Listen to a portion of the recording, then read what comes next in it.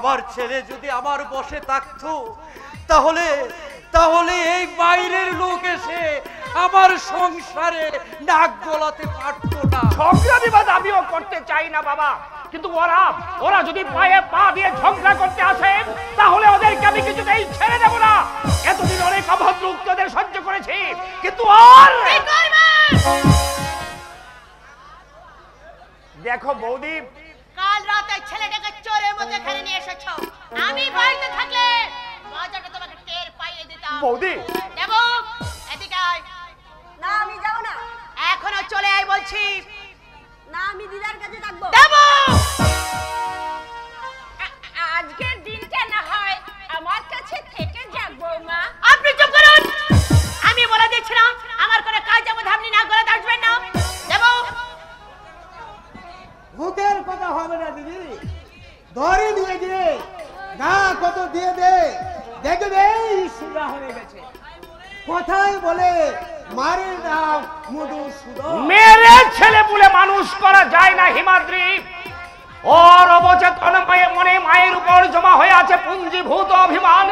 যে সন্তান জন্মের পর থেকে মায়ের বক্ষ সৌধা পান করেনি, সেই সন্তান মাকে কোনোদিন শ্রদ্ধা করতে পারে না, পারে না, পারে না। দেব তুই কি তোমার ধৈর্যের পরীক্ষা নিচ্ছিস? সারা রাত আমি জেগে এসেছি, আমার মাথায় কিন্তু রক্ত উঠে যাচ্ছে।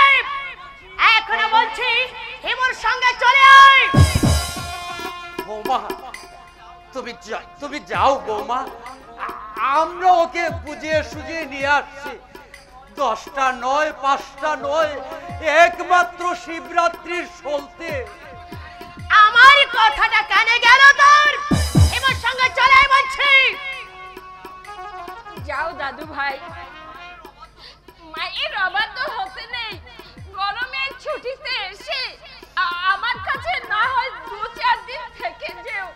আজ যাও ভাই, আজ যাও। দেব আমি যাব না, যাব না, যাব না। তবে রে হতে লাগা ছেলে, তুই যাবি না?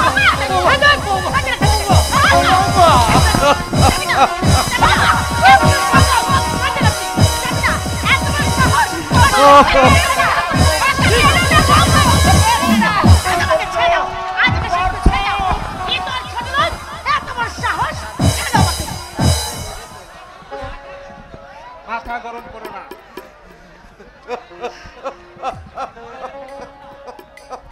তুমি ঘরে গিয়ে বিশ্রাম নাও, আমি ওকে বুঝিয়ে শুনিয়ে নিয়ে আসছি।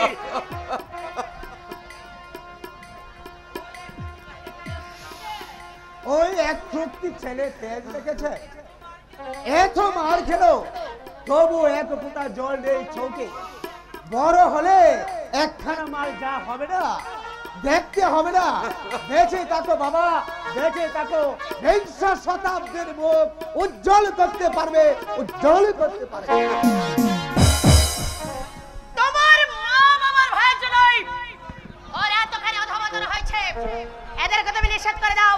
আমার ছেলের জন্য কাউকে তো মায়া দেখাতে হবে না। এর নাম হচ্ছে রাক্ষসী মায়া। আমার ছেলের জন্য কারো দরদান দিতে মন ডাকাতে হবে না।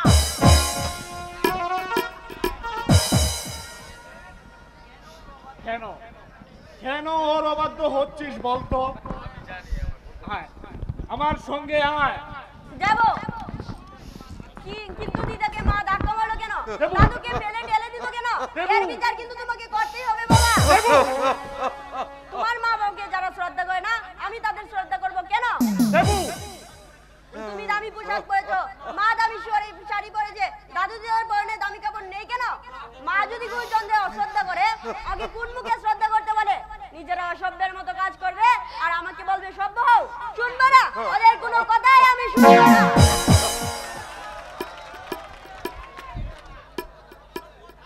ওসব কথা ওকে কারা শিখিয়েছে মা? তুই কি বলতে চাস আমরা তোর ছেলেকে? বলা বলির কি আছে? তোমরা ওর শিশু মনটাকে বিষিয়ে তুলেছো। নইলে 10-11 বছরের একটা বাচ্চা ছেলে কি করে বুঝলো মা দিদাকে শ্রদ্ধা করে না? শৈলু, ওরে শৈলু, তোমরা নিশ্চয় ওর সামনে ওসব নিয়ে আলোচনা করেছো, নইলে ও কি করে বলে মা দামি কাপড় পরে আর দিদার পরনে ছেঁড়া কাপড়? দেখ শৈল, তোমাদের কপালে অনেক দুর্ভোগ আছে, শত চেষ্টা করেও তোমাদের দুর্ভোগ আমি গুছাতে পারবো না। ছি, ছি, ছি। এই তোমাদের মনোবৃত্তি, সুরমা যে দামের শাড়ি পরবে তোমাকেও তাই পরতে হবে। শৈল, তুমি কি কচি কুকি?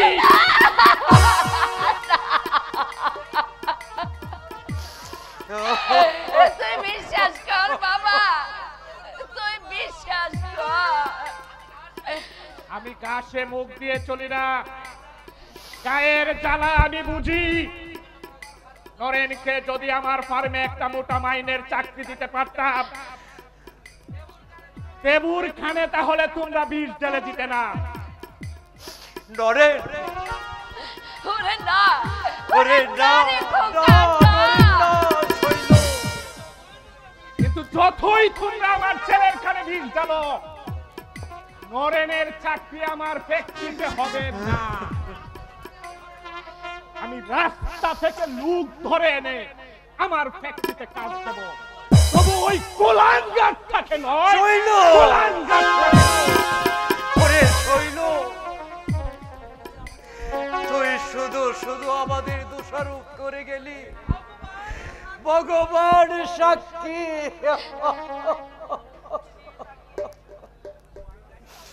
আমরা যদি দাদু ভাইকে কোনো কুযুক্তি দিয়ে থাকি, আমাদের মাথায় যেন বজ্রপাত হয়, বজ্রপাত হয়।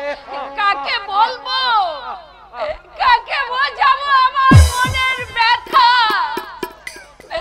কত আশা করে আমি ছেলের বিয়ে দিয়েছিলাম, আশা, হায় রে মানুষের আশা। আশা আশা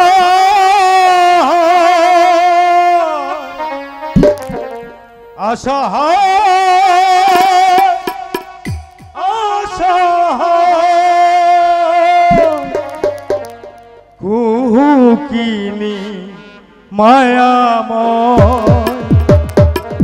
বুকের মাঝে স্বপ্নের মায়া বাস্তব কায়া নয় কুকিনি মায়াময় আশা আশা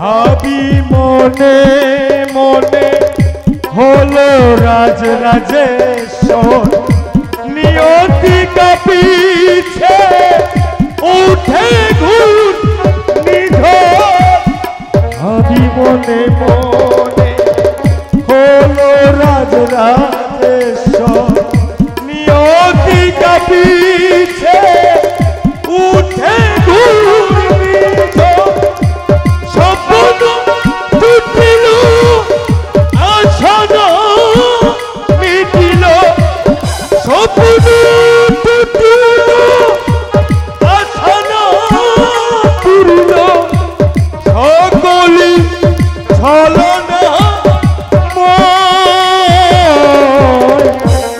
উদিনী মায়াময় আশা আশা আশা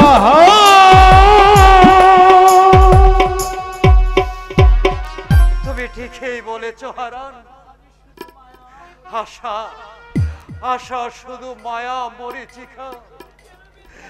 তবু কেন বেঁচে আছি আমি বুঝতে পারছি না কাকা বাবু। এর যে মরে যাওয়াই যে আমার ঢের বেশি সম্মানের ছিল, ঢের বেশি সম্মানের ছিল। কাকা বাবু।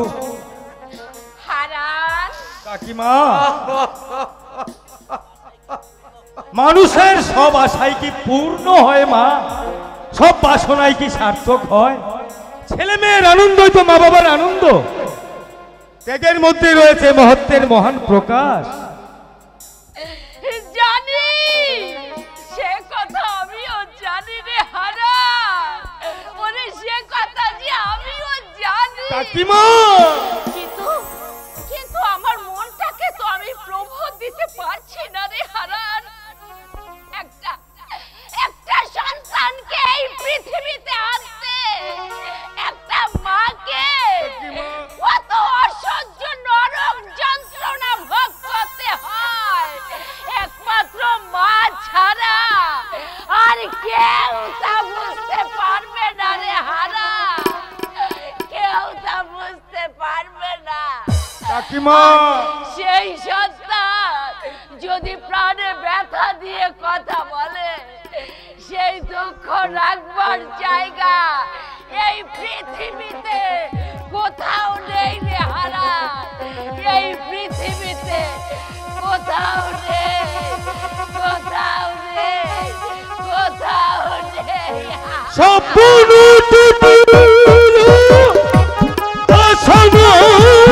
মিটিল, সম্পূর্ণ আশানা পুরিল, সকলি ছলনাময় কুকিনী মায়াময় আশা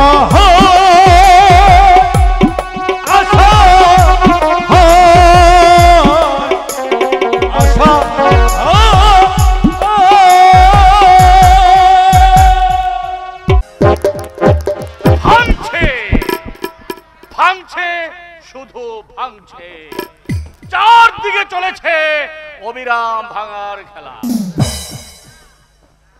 যৌথ পরিবার ভাঙছে, ছেলেরা স্কুল কলেজের চেয়ার টেবিল ভাঙছে, নাবালক ছেলেরা বাক্স ভেঙে সিনেমায় লাইন দিচ্ছে, রাজনৈতিক নেতারা দল ভাঙছে, স্ত্রী ভাঙছে স্বামীর বিশ্বাস। বিরাট ভাঙনের মধ্য দিয়ে আমরা আনন্দে অবক্ষয়ের তরি বেয়ে চলেছি।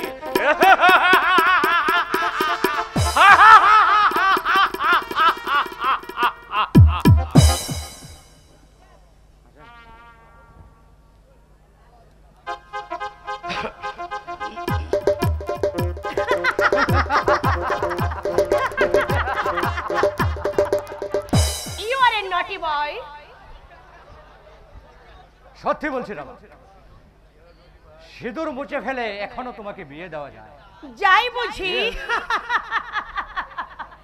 সেই চেষ্টা করে দেখবো নাকি? হ্যাঁ, দেখতে পারি।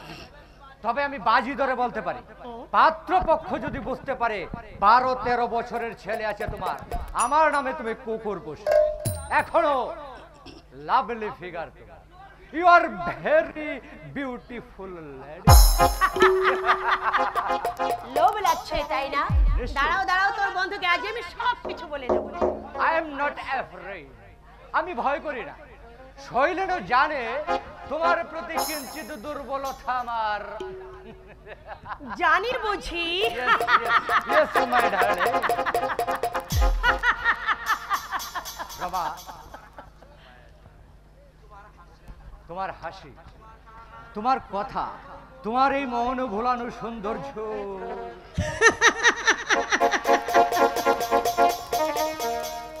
শোনো বলি কানে কানে কিছু কথা গানে গানে, তুমি যে আমার কামনা, কত জীবন মরণ সাধনা। শোনো বলি কানে কানে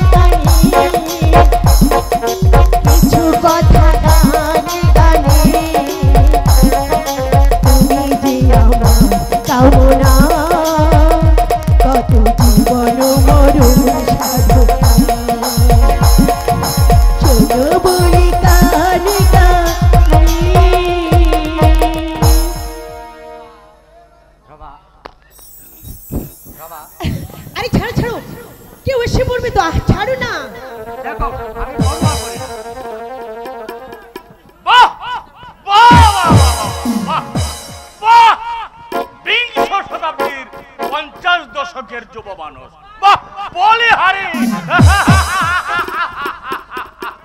Shut up, rascal! কি বললে? তুমি শালা সমাজের জীবন্ত পাপ, বিবেকহীন পশু, নীতিজ্ঞানহীন নরাধম। একটা বিবাহিতা নারী অবচেতন মনে ঘুমন্ত স্পৃহাকে সুরসুরি দিয়ে ঘর ভাঙার উপক্রম করছো না? Shut up, son of a bitch! চলে যাও এখান থেকে, না তোমাকে আমি এমন শিক্ষা দেব শিক্ষা জীবনে দেবো? সেটা ভুলতে পারবে না। শিক্ষা দেবে আমাকে? আমার নাম নীলকণ্ঠ, সমাজের বিষ আমি গন্ডুস ভরে পান করে চলেছি। এই সমাজ তরুণীতে তলা ভটু হয়ে ভরাডুবি হতে চলেছে। উশৃঙ্খলতার নোড়া জল ঢুকে ভরাডুবি হতে চলেছে, অথচ যাত্রীরা নির্বিকার। আমি জল সেচের ব্যবস্থা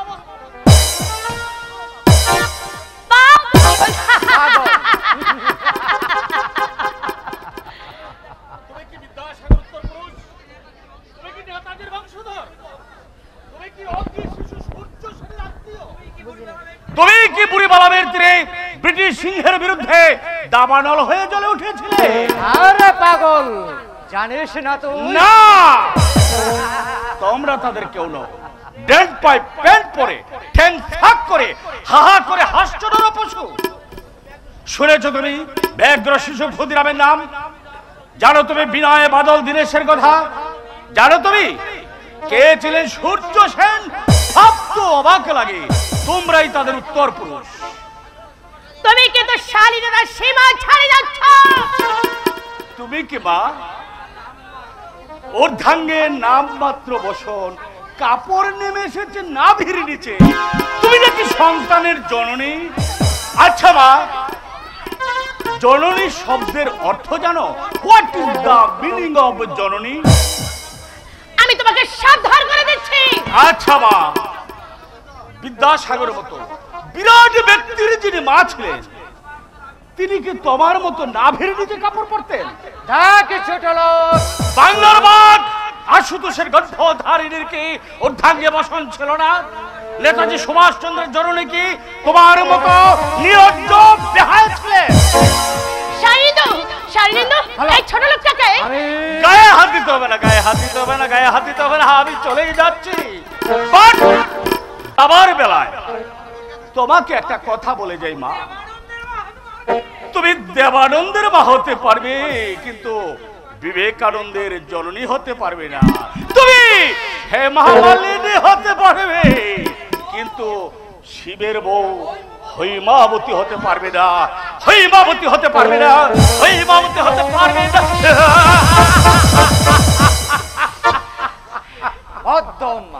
এতটা কথাগুলো কাঁটার মতো বিচ্ছিল আমার গায়ে। ইচ্ছা ছিল ঘরে দুখা লাগিয়ে দেই। লাঠিম, চলো চলো কোনো হোটেলে যাই, মাথাটা বড্ড ধরেছে। একটু বিয়ার না খেলে মাথা ধরাটা ছাড়বে। ও শিও, চলো।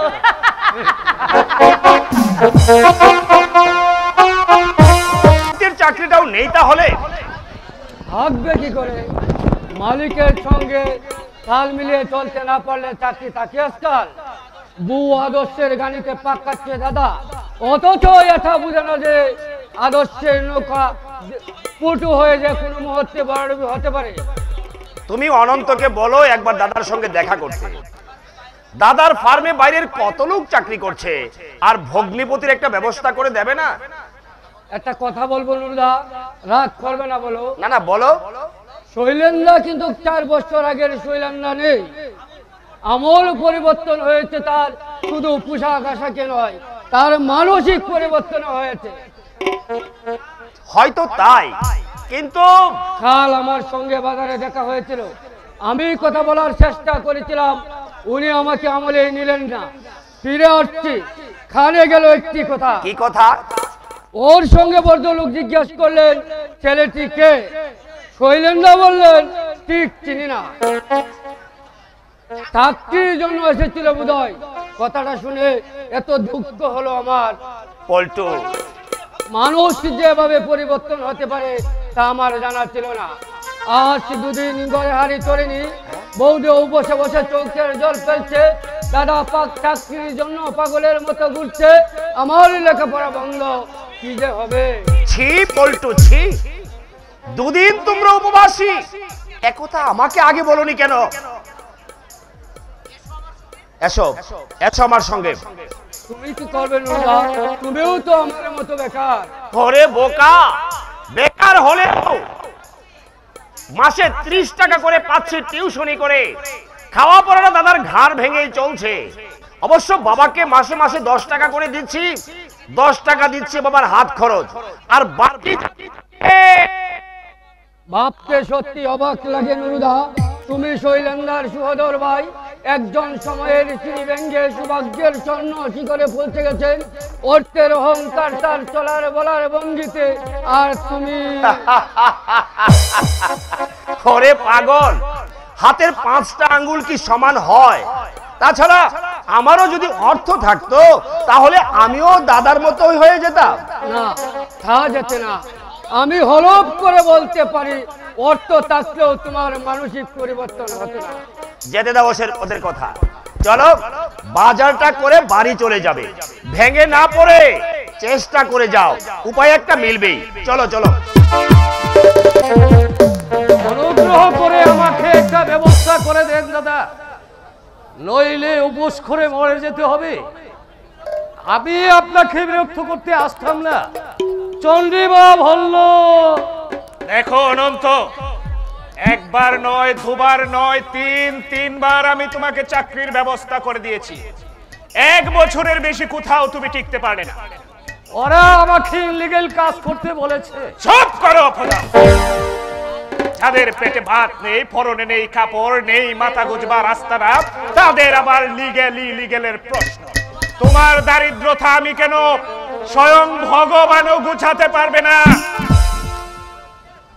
আপনার ফার্মে হয়তো আমাকে একটা ব্যবস্থা করে দেন দাদা। আমার ফার্মে তোমার মতো মহাপুরুষের চাকরি হবে না। তুমি আর নরেন দুটোই ক্ষণজন্মা মহাপুরুষ। আদর্শ, সাধুতা, সত্যবাদিতা তোমাদের জীবনের মূল মন্ত্র। যাও এখন আদর্শ ধুয়ে ধুয়ে জল খাও, আমার কিচ্ছু করার নেই।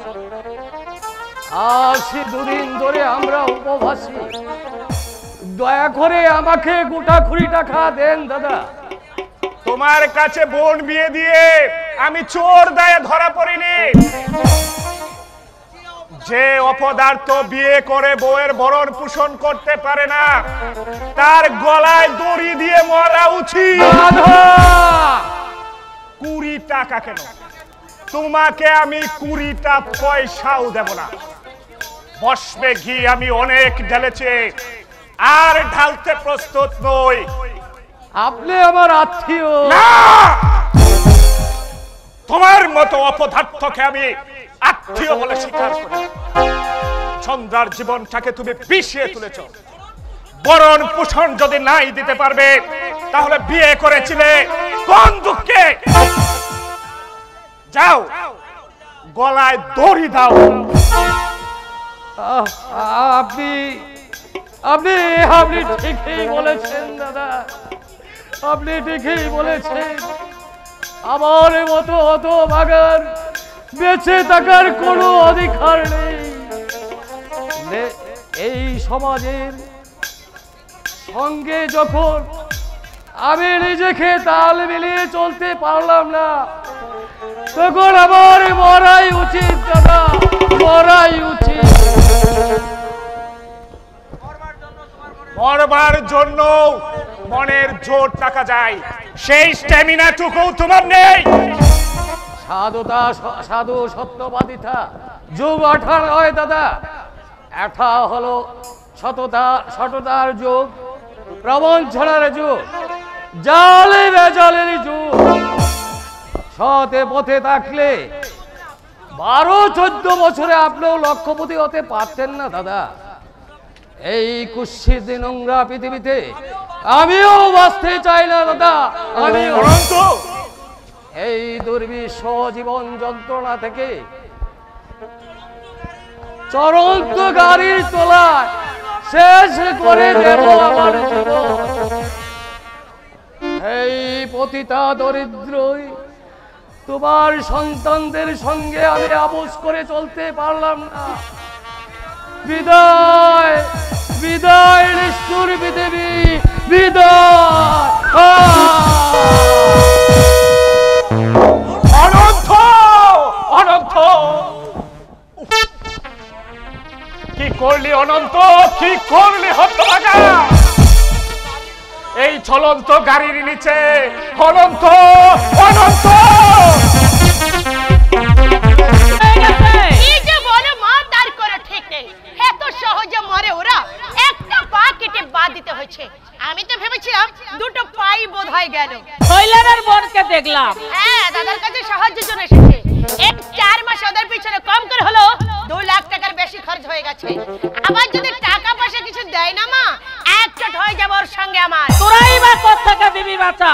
এক ছেলে দার্জিলিং এ পড়ছে, তার পেছনে 1 গাদা খরচ, 3-3টে লোক বসে বসে খাচ্ছে, তার পেছনে ফালতু খরচ। হ্যাঁ জানো মা, আমি তোমার জামাইকে অনেক বোঝাবার চেষ্টা করেছিলাম। দাদা তো আসার কথা, দাদা আসছে না তো।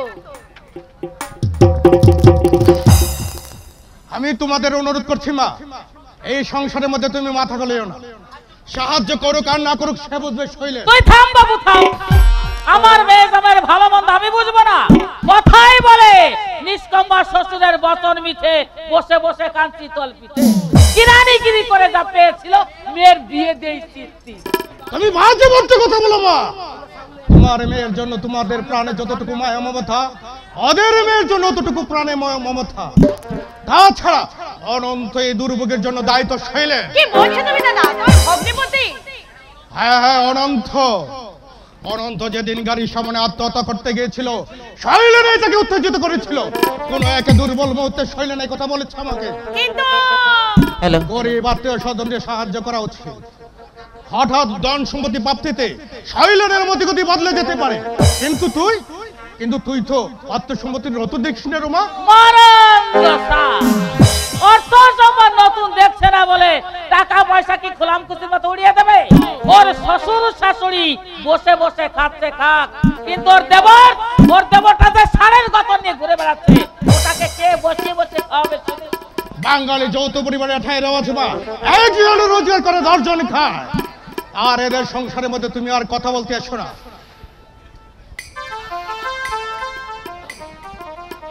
দাদাকে চা দাও, দাদা চা নাও।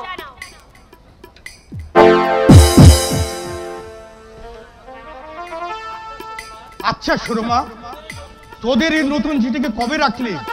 ও মা, যে কোথায়? এটা আমার শাশুড়ি। ও দাদা, তোমার চোখে চশমা লাগাও। ও উনি তোর শাশুড়ি, কিন্তু পোশাক পরিচ্ছন্ন ঝিয়ের মতো কিনা, তাই আমার ভুল হয়েছে। শৈলেনের বেশি বুদ্ধি আছে দেখছি। অতটা ঝিয়ের পিছনে 1 গাদা টাকা খরচ করার কোনো মানেই হয় না। শুরু না মানে না ভালো কথা, খুব ভালো কাজই করেছিস। আমিও তোদের পথ অনুসরণ করবো ভাবছি। শুধু শুধু 2টি ঝি বসে বসে মাইনে নিচ্ছে, ওদের ছাড়িয়ে দিয়ে কাল থেকে এই মাকে ঝিয়ের কাছে বহাল করবো। রমা যদি ওর শাশুড়ি দিকে ঝিয়ের কাজ করাতে পারে, আমি কেন পারবো না মা? হাজার হোক রমা আমার বোন। মুখ্যদার হরিদাকে দূর করে দিয়ে কাল থেকে তুমি হবে আমার বিনা মাইনের ঝি। পেটে ধরেছিলাম একটা। দাদার কাছে কি বলেছো তুমি?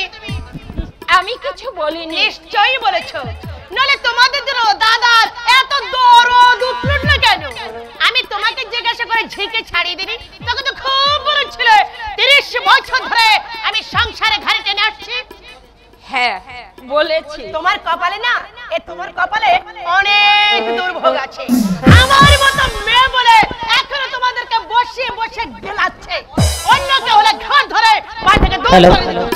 একটা মিটের ডান যেন ভাজা মাছটা উল্টে খেতে চায়। আর কেন ঠাকুর? আমাকে মনে করো ভগবান, এবার তুমি আমাকে মনে করো। কি কথায় কথায় অসুর বান ডাকিয়েছে। এই কবে তুমি ভালো খবর করেছো শুনি? আজ না হয় আমার মেয়ের দৌলতে দুটো খেতে বসতে পারছো, আগে কি ছিল তোমাদের মরণ দশা? বিয়ান কথায় বলে পেটে নেই ভাত আর বিরাসে বাজে দাঁত, ঘটে নেই ইন্দি হরিবল হরিবল ভজরে কবি। আমার মেয়ের পরানে দয়া মায়া আছে তাই তেলে ঝোলে খাওয়াচ্ছে, নইলে ভিক্ষে করো তোমার অন্ন দুত না।